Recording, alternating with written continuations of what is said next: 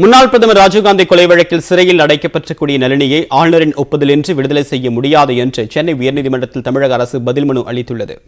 முன்னாள் பிரதமர் ராஜீவ்காந்தி கொலை வழக்கு தொடர்பாக முருகன், பேரறிவாளன், நளினி உள்ளிட்ட 7 பேர் சிறை தண்டனை அனுபவித்து வருகின்றனர். இதில் நளினி தன்னை விடுதலை செய்யக்கோரி 2020ஆம் ஆண்டு சென்னை உயர்நீதிமன்றத்தில் மனு தாக்கல் செய்தார். அதில் தன்னுடைய விடுதலைக்கு ஆளுநர் கையெழுத்து போடாமல் நிறுத்தி வைத்திருப்பது சட்டவிரோதம் என்றும் இது உச்சநீதிமன்ற தீர்ப்பிற்கு எதிரானது என்றும் குறிப்பிட்டிருந்தார். இந்நிலையில் நளினியின் விடுதலை குறித்து சென்னை உயர்நீதிமன்றத்தில் தமிழக அரசு பதில் மனு அளித்துள்ளது. அதில் ஆளுநரின் ஒப்புதல் இல்லாமல் நளினியை விடுதலை செய்ய முடியாது என்றும் இதனால் நளினியின் மனுவை தள்ளுபடி செய்ய வேண்டும் என்றும் குறிப்பிடப்பட்டுள்ளது.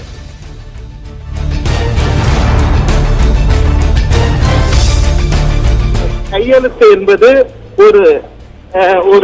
ஒரு சிம்பாலிக் தான். ஆகவே கவர்னருடைய கையெழுத்து இல்லாமலே கூட விடுதலை செய்யலாம்.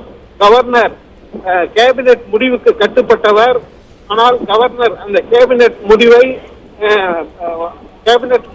நிறைவேற்றாமல் காலம் தாழ்த்தி வருவது என்பது சட்டவிரோதம் என்று அவர் கூறியிருந்தார்.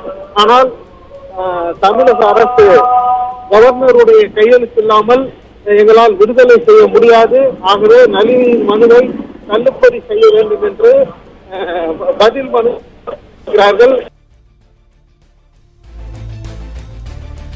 நளினி விடுதலை விவகாரத்தில் தமிழக அரசின் பதில் மனு குறித்து கருத்து தெரிவித்திருக்கக்கூடிய அதிமுக முன்னாள் அமைச்சர் ஜெயக்குமார், திமுக எப்போதும் இரட்டை நிலைப்பாடுடன் இருப்பதாக கூறியுள்ளார்.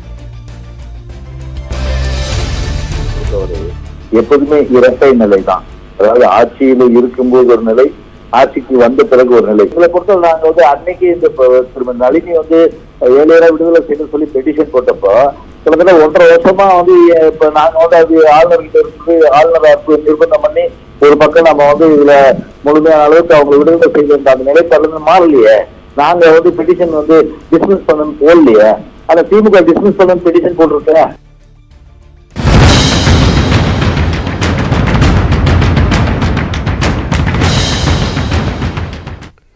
சென்னை புறநகர் பகுதியில் மழை வெள்ள பாதிப்புகளை முதலமைச்சர் மு.க.ஸ்டாலின் நேரில் ஆய்வு செய்தார். திருவேற்காட்டில் பாதிக்கப்பட்ட பத்மாவதி நகரில் முதலமைச்சர் மு.க.ஸ்டாலின் தண்ணீரில் இறங்கி ஆய்வு செய்தார். தொடர்ந்து அங்கு முகாம்களில் தங்க வைக்கப்பட்டிருக்கூடிய மக்களையும் மு.க.ஸ்டாலின் நேரில் சந்தித்தார். அப்போது மக்களிடம் மழை பாதிப்புகள் குறித்து கேட்டறிந்தவர் தேவையான நிவாரணப் பொருட்களையும் வழங்கினார்.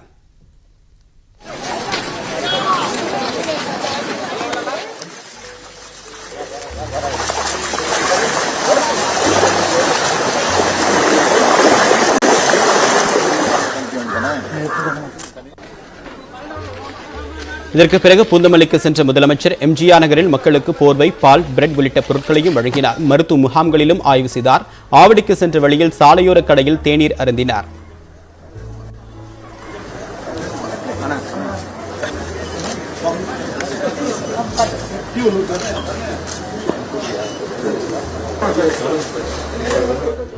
ஆவடி ஸ்ரீராம் நகரில் பாதிப்புக்கு உள்ளான மக்களிடம் மு.க.ஸ்டாலின் குறைகளையும் கேட்டறிந்தார். தொடர்ந்து திருமுல்லை வாயிலுக்கு முதலமைச்சர் சென்றபோது கண்ணன் தியேட்டர் பிரதான சாலையில் கூடியிருந்த மக்கள் முதலமைச்சருக்கு கை கொடுத்து நலம் விசாரித்தனர். அப்போது நகுல் என்னும் 9 வயது சிறுவன் தான் சேமித்து வைத்திருந்த உண்டியல் பணத்தை முதலமைச்சரின் வெள்ள நிவாரணப் பணிகளுக்காக வழங்கினார்.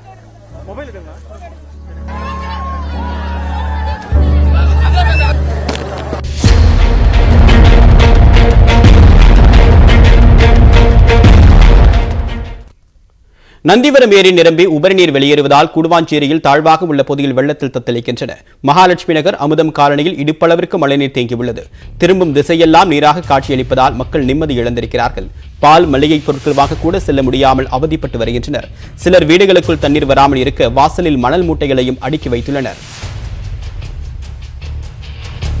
சீசன் முதல்ல இந்த அவஸ்தையே பட்டுட்டு இருக்கோம். இதுக்கு என்ன நிரந்தரமா சொல்யூஷன் ஏதாவது வேணும் சார். கண்டிப்பா. ஏன்னா நாங்களும் ரொம்ப கஷ்டப்படுறோம் சார். குழந்தைங்களை வச்சுட்டு மாடிக்கு போய் உட்காருது. ஒவ்வொரு வீடாக நாங்கள் அலைய முடியுமா சார்? ஒவ்வொரு தடவையும் நாங்கள் இங்கே பக்கத்தில் இருக்க ஒரு கம்பெனி, ப்ரைவேட் கம்பெனி, அதுலேருந்து நாங்கள் வேலை பார்க்குறோம். நாங்கள்லாம் வெளியிலேருந்து தான் வந்திருக்கோம். நாங்கள் இதோ இருக்குது ஹாஸ்டலு. 2 நாளாக தண்ணி வந்திருக்கு. மழை பெஞ்சாவே இந்த மாதத்தில் இதோட 3 வாட்டி தண்ணி வந்துருச்சு. சாப்பாட்டுக்கு கஷ்டமாக இருந்தாலும் கம்பெனிலேருந்து பார்த்து எடுத்துன்னு வராங்க. இருந்தாலும் நாங்கள்லாம் ஒரு பொம்பளை பிள்ளைங்க. பர்சனலாக எங்களுக்கு ப்ராப்ளம் இருக்குது. குளிக்கிறதுக்கோ குடிக்கிறதுக்கோ மற்றபடி ரெஸ்ட் ரூம் போக இந்த மாதிரி ரொம்ப கஷ்டமாக இருக்குது. அதனால நாங்கள் தண்ணி வந்திருக்கிறதுனால சொந்த ஊருக்கு நாங்கள் போகிறோம்.